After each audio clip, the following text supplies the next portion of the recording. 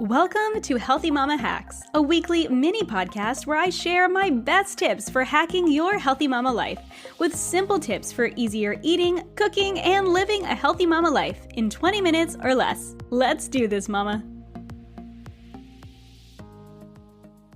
Hey friends, welcome back to Healthy Mama Hacks. Chris here, and today I want to talk about something that is going to help you to simplify your grocery shopping. We all want to simplify our grocery shopping, right? Because grocery shopping is one of those necessary evils in our mama life.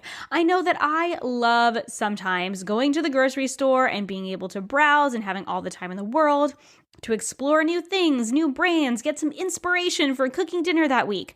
But more often than not, grocery shopping is something that I have to do under time constraints and oftentimes with tiny humans as well. And that makes it just a little bit less of a blissful experience.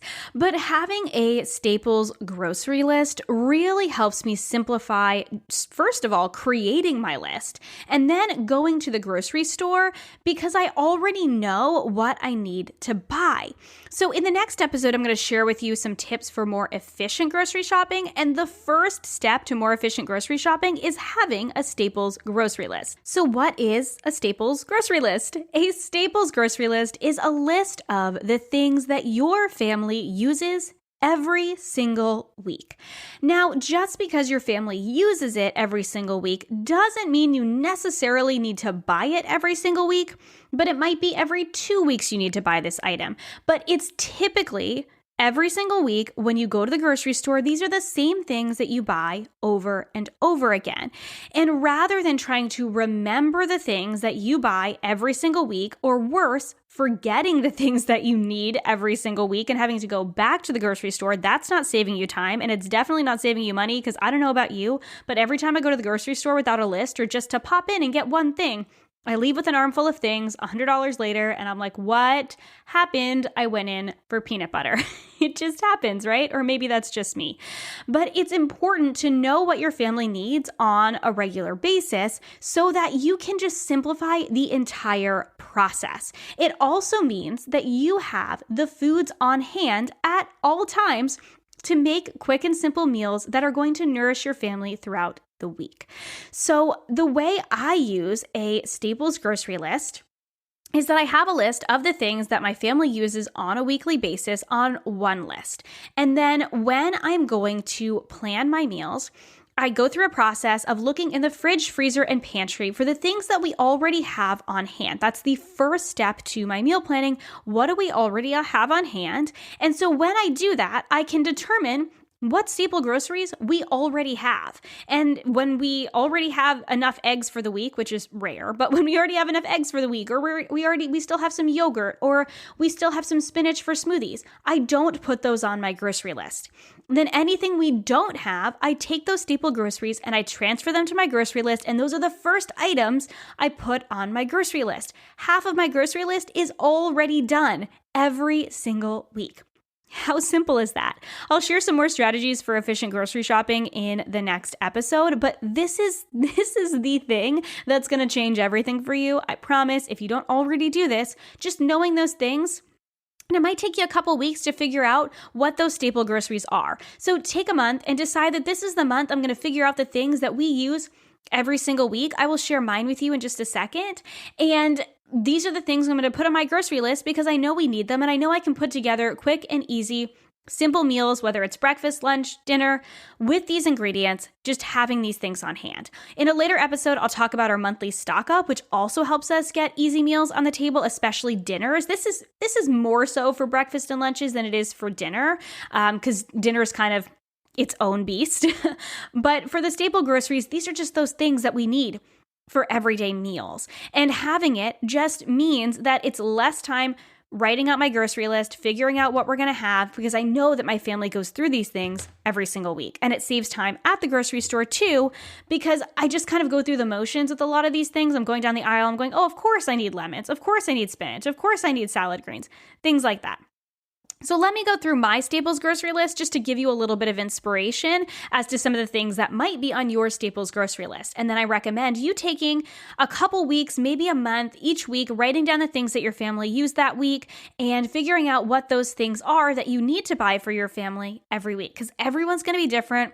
Everyone goes through different things based on what kind of meals you eat, what you guys have for breakfast, what you guys tend to have for lunch, staple items that you have for dinner that you might go through every single week. So my Staples grocery list, and this is in no particular order, are lemons. I drink lemon water every single morning, and I have for a decade. I just love it. It makes me feel good. So lemons are a staple for us.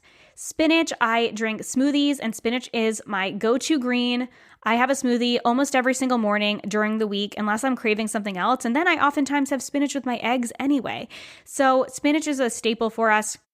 We get it in the really big containers, and so I don't need this every week. Sometimes we go through it if I'm using spinach in dinner recipes as well, but typically that's every 2 weeks, but it's still on my Staples grocery list because we use it every single day.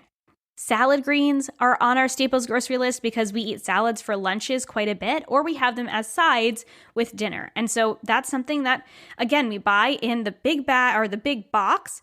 And so we have those on hand because I know that we're going to go through those every week or every couple of weeks.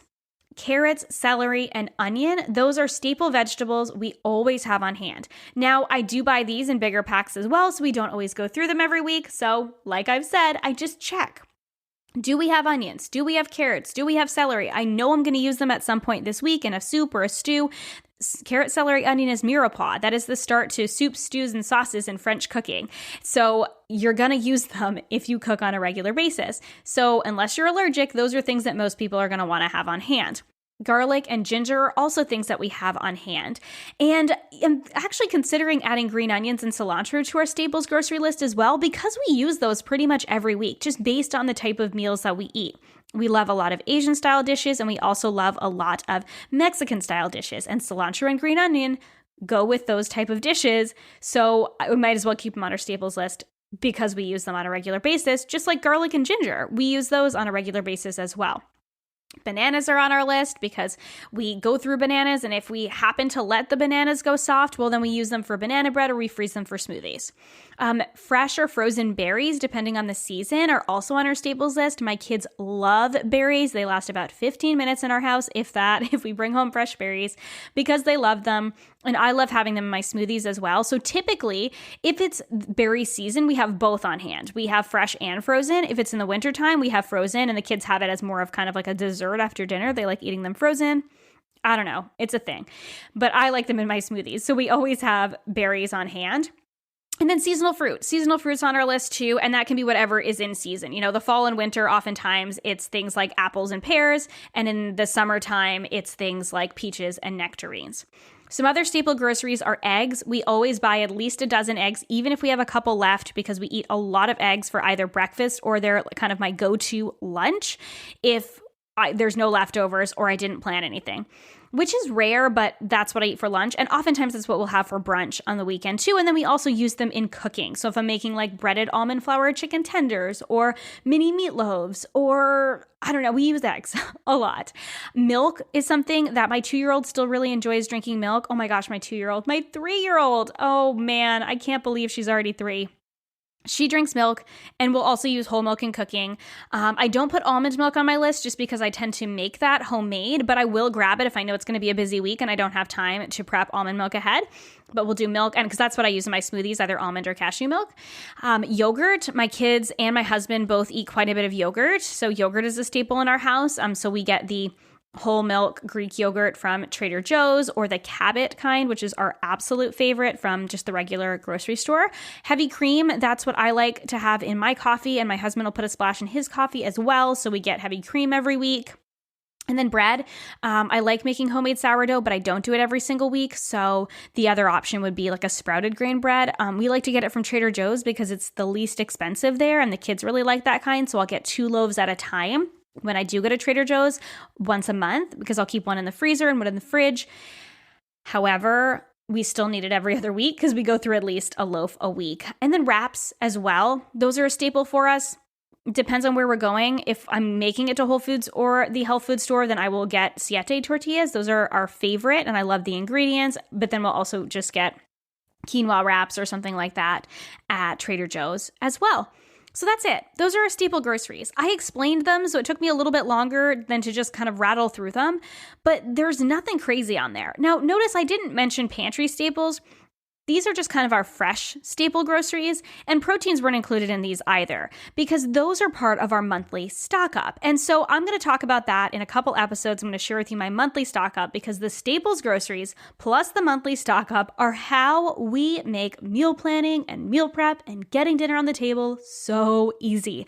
It's all about strategy and routine. And these things, they don't need to be hard. And that's kind of my whole message to mamas is let's just take the stress out of meals. Once you have these systems in place, it does not need to feel like this crazy burden. So my mission for you this week, the thing that I recommend that you go ahead and take some time this week is to write down what you already know is on your staples grocery list, and then you can add to it as you go this month when you notice the items that you guys use on a regular basis that should be a part of your staples grocery list because you buy them every single week or you use them every single week and you buy them like every other week. These aren't the items that you need to stock up on once a month. These are your weekly, daily type items. We'll talk about the monthly stock up in a future episode. So I hope you enjoyed this episode of Healthy Mama Hacks. If you haven't yet joined us in the Healthy Balanced Mamas community, I would love for you to join us there. It's over on Facebook. It's just facebook.com/healthybalancedmamas. That is the place to discuss these episodes, to share what's working and what isn't when it comes to meal planning, meal prep, balanced living, all of the things. Join us in book club. Share your meal plan on Meal Plan Mondays and just connect with other women who have the same desire to live a healthy, balanced life. And if you haven't yet connected with me on Instagram, I'm at Healthy Mama Kris. That's Kris with a K. And I would love for you to reach out to me. Tell me you're listening to the podcast. Tell me which episodes you loved, which ones have helped you out. My DMs are always open to chat with you. I am here to help you. This is my passion and my joy to share all this with you. So thank you for listening to another episode, and I will talk to you again on Monday. Thank you so much for listening to this episode of the Healthy Balanced Mama podcast. If you loved it, would you take a screenshot and share it with a friend over on Instagram and tag me in it? It helps me so much to know what you love and are taking away from each episode. If you really loved it, would you hop over to iTunes and give me a star rating and review? Every rating and review helps this podcast be seen and heard by more women who need to hear the message of balance and wellness without deprivation. It's the best free gift you could give me. And as a reminder, the information and opinions on this podcast are meant for education and inspiration only and are not to be taken as medical advice, diagnosis, or treatment. Please consult with a trusted practitioner before making any changes. Have a beautiful day, friend, and I'll see you in the next episode.